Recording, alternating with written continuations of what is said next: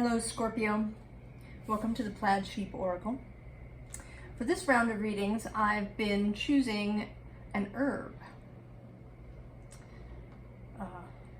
And they've been coming from a couple of different books. You've gone back to my original Modern Herbal Dispensatory. And the herb you chose is Yerba Santa. And it does have medicinal benefits that have to do with clearing the lungs, getting water moving.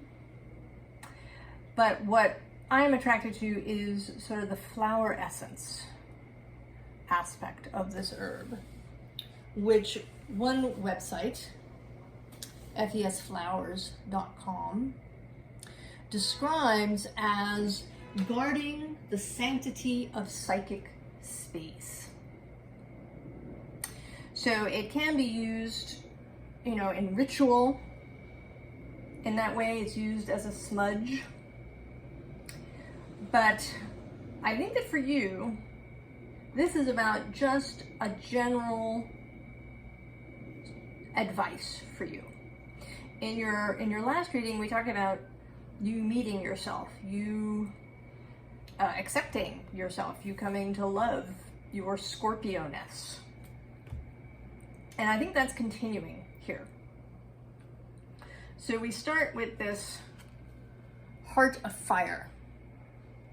And actually underneath that too is breaking free.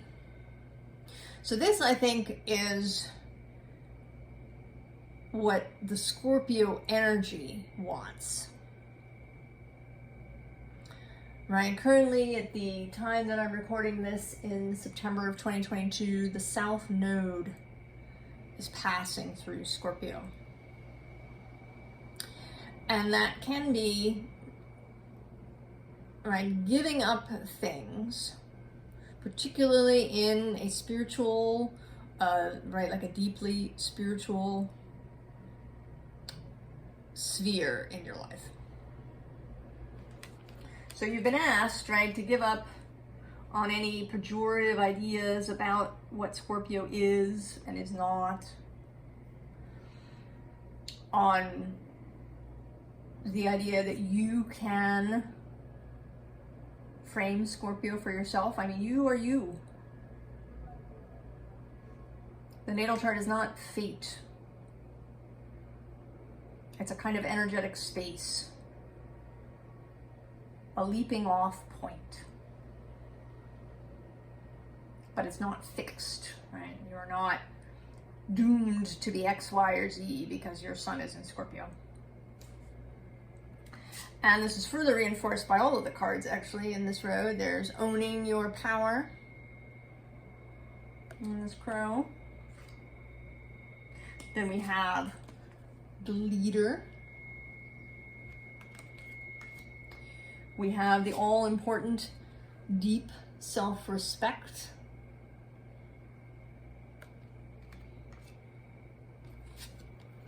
And we have grace.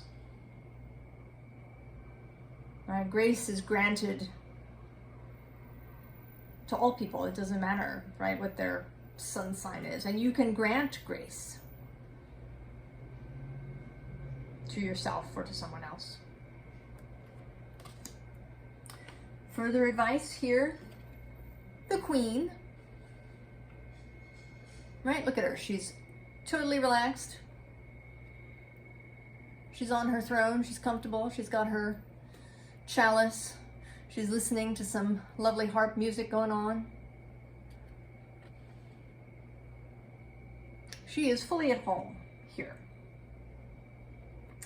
But I think that what might be happening for you, Scorpio, at the moment is this, right, this owl and this hawk, which can sometimes come out as inner vision, are now coming out as feeling like you're being watched.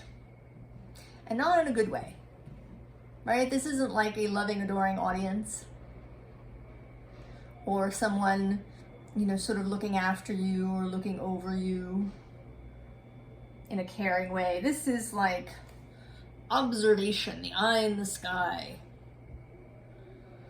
serious looking, right? You may feel like you're being watched and judged.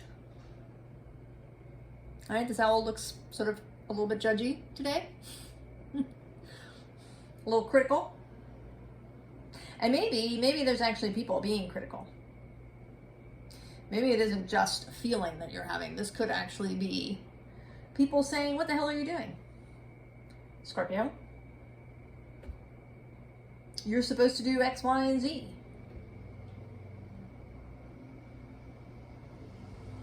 This is your part in our little play together. Why aren't you doing it? You know, this thing you're doing, well, that doesn't look good. We don't like that. And the advice that Spirit has today is very simple. Raspberry, Bronx cheer. Just no. Just no. No, no, no. Whoever they are, whether they are, you know, actual people coming over and saying things, whether it's maybe some internal parts of you that are flying around going, hey, we don't like this. Whether it's just a feeling that you're having, right? You're sort of sensing this even if people aren't saying it. All right, your radar has gone off. No. Simply no. And the next card actually sort of continues that. There's this frog who is totally like, piss off. Here. Right? The subtitle here is Cleaning House, Releasing Emotional Baggage. Right. Just piss off. Now, I should say that you don't necessarily have to do it this way, but maybe you do. You know, we want to be good people. We want to be kind to others. We don't want to be hurtful or disrespectful. But sometimes we have to be clear. And maybe you don't say piss off, but maybe you're very clear. You say, I'm not accepting your viewpoints anymore. Please stop providing them. Right? If you need to say no, just say no. No is a complete sentence. No. You don't have to provide justification for things, right? Somebody wants you to help them, you know, I don't know, move into a new apartment. You can say no. Someone wants you to do X, Y, or Z for them because you've always done it in the past. No.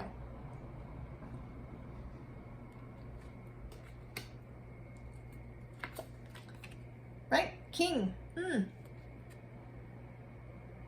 Now, I think the other reason that he's coming up here, I mean, aside from doubling down on this feeling of sovereignty that we started with the Queen, right? Here they are together at this lovely banquet.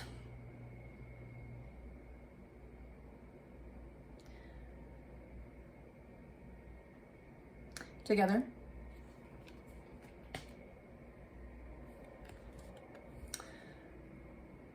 But I think that the other reason that he's coming out is because of this disruption card. And initially, when we say no, when maybe we say piss off, there may be disruption. We may get pushback. There may be other kinds of disruption. People may leave our sphere. And, right, this can happen and it can be a bumpy ride here at the beginning.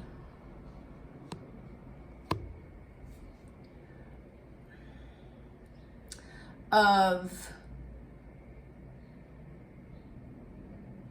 the road. I mean, actually, right, I forgot to put my phone on Do Not Disturb. And although the call was silenced, there's this little notice that I got this silenced call. And it's just sitting there. Trying to disrupt, me. So it may be, right, it may not be, right, like some major massive thing that happens to you. It could be a bunch of little annoying kind of nails on a chalkboard kind of disruptive things that happen. But the king is stable.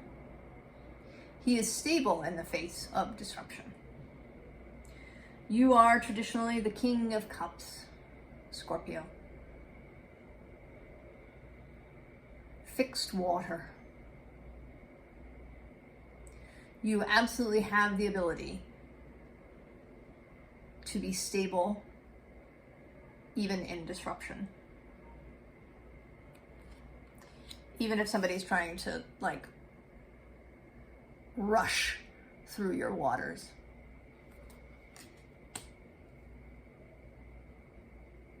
You absolutely have the skills, the capability that are required. And now one of the reasons, start that again. One of the pathways to this level of kingship is sort of beginning in the 12th house, which it's a mysterious place. For traditional astrology, it was a very scary place, filled with monsters and things that you couldn't see. Modern astrology is kinder, right? It's a place maybe where dreams rest. It's a place where things are perhaps neglected. It's the subconscious. It's the place where everything else meets and comes together in that Pisces way. But ultimately, I think, right, largely it's things that we don't see on a regular daily basis.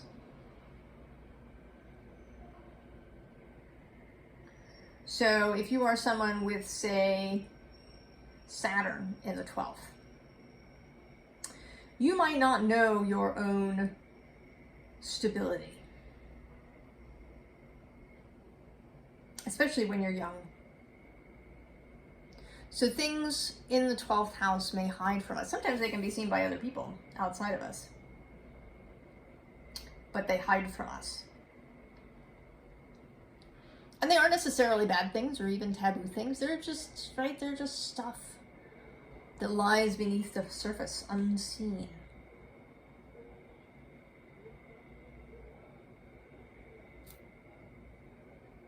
Perhaps neglected. My favorite example, actually, is Keanu Reeves. He has Mercury in Virgo in the 12th.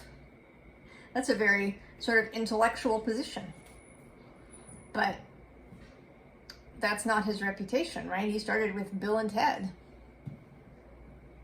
Right? His characters generally are not intellectual. There's some exceptions to that.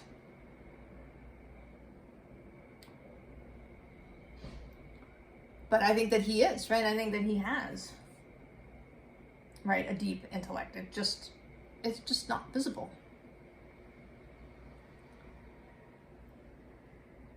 So stuff in the 12th house may need to be examined. Right? We come now to the 4th house, which is home.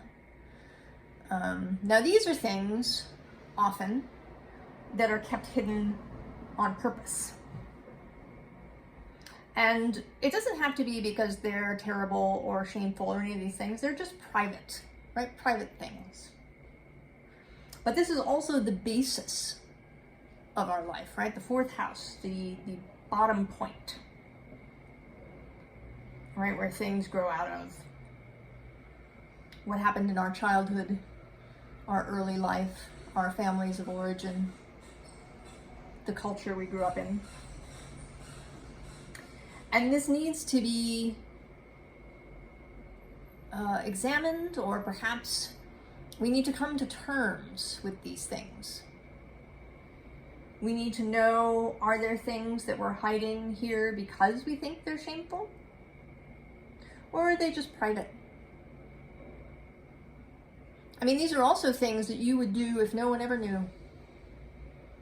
If you never ever got credit for anything about this thing, you wouldn't care. That's kind of a fourth house thing too.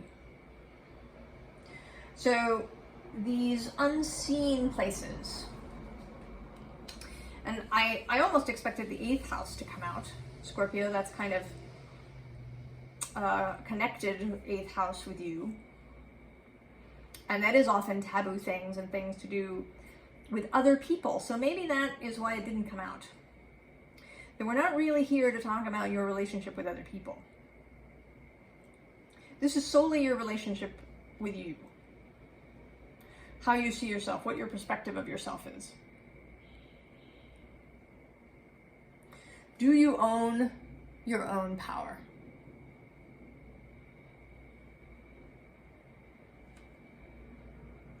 And this then takes us to this 10th house.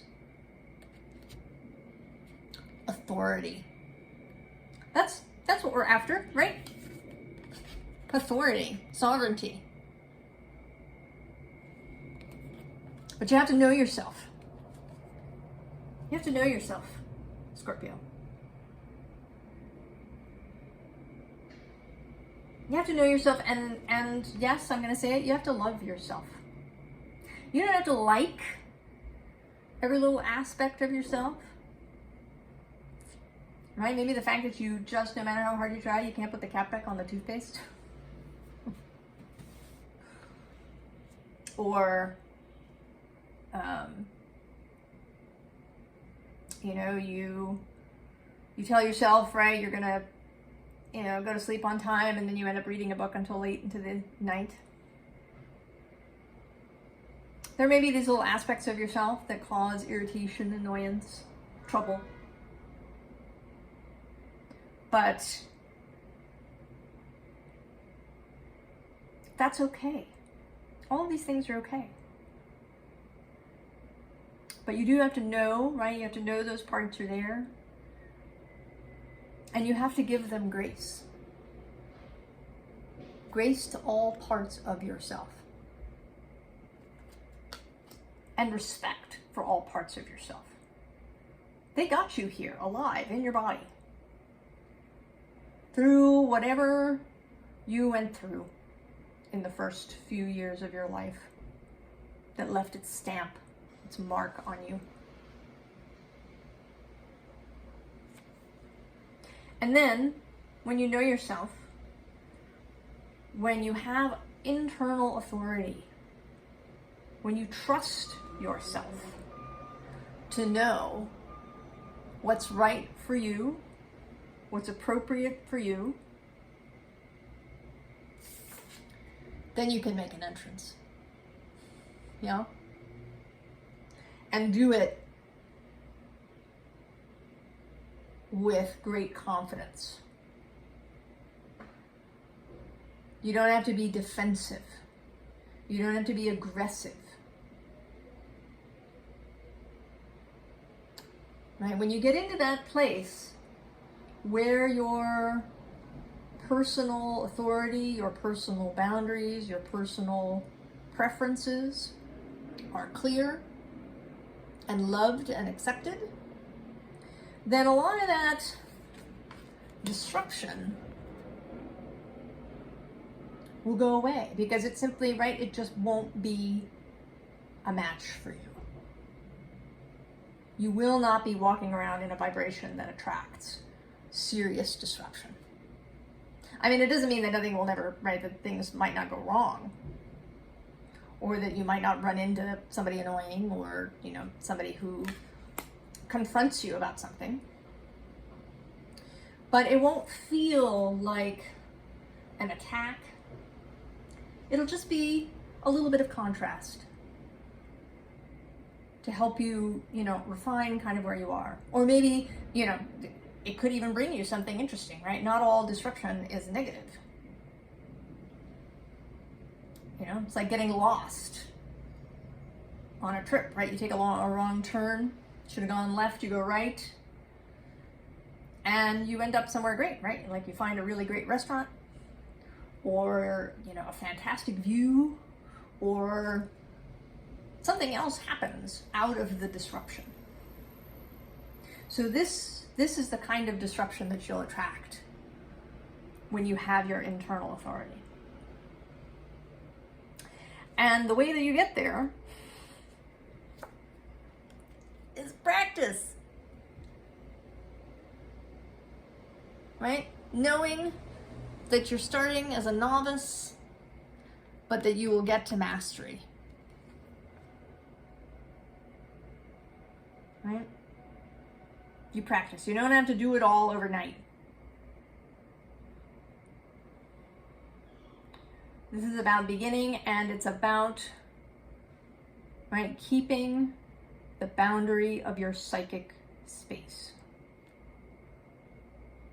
Right, this is Merlin here with young Arthur. You can bet that Merlin didn't allow, right, other stuff into his workshop. He only allowed that which he wanted, that which was appropriate. And actually underneath that is this 10 of sacred circles. All right, this village that, right, it's together. All right, everybody here is welcomed here. And then this Queen of Swords under that. Queen of Discernment.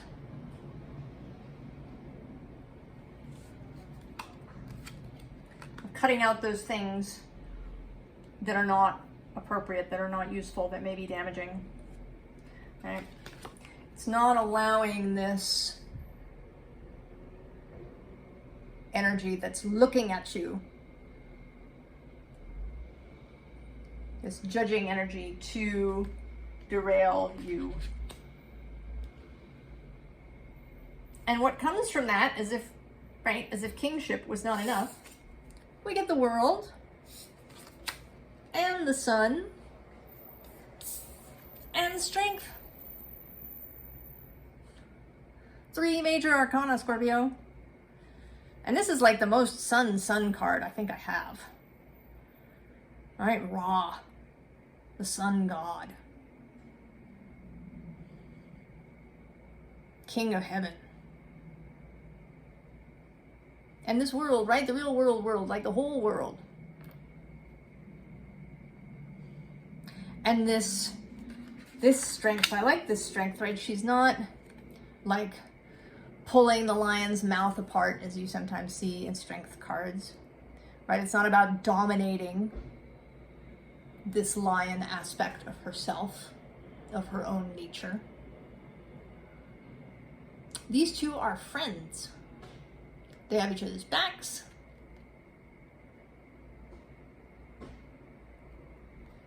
They travel together. They help each other out. They're totally there for each other. They know each other. So it may be, right, you may have to comfort parts of yourself sometimes. Certainly be aware of their promptings, right? Don't dismiss aspects of yourself. Don't ignore them. But you can't also say no. You know, I know that you have our best intentions at heart, but no. I am not accepting that. All right? If you have a mind that will give you, you know, scary thoughts if you're trying to do something unusual, say no. I do not accept this, you know, invoking of fear. Right? I honor, I respect your concerns, but we are moving forward. And we can do it together. Together is better when talking about yourself a united will. And actually under the Queen is partnership, which I think is right with yourself. And under that actually is the dog. Loyalty, sincerity, unconditional love. Right? All of your parts love you. Right? They may be fearful, but they love you. And they do want joy for you. And here, just like, oh, see? Look at that. If I keep going, I get the novice. And then right underneath that is the Merlin. Reiteration. Oh, Scorpio. So good. It's okay to be a novice. It's okay. You don't have to know everything out of the gate. Practice. Practice, practice, practice, and do it with joy. Do it with joy. Do it with fun. And do it with your own authority. Scorpio. So I wish you all of the best, Scorpio. And I hope that this journey is really interesting for you and that you find lots of treasures along the way. I'll see you next time. So long, Scorpio.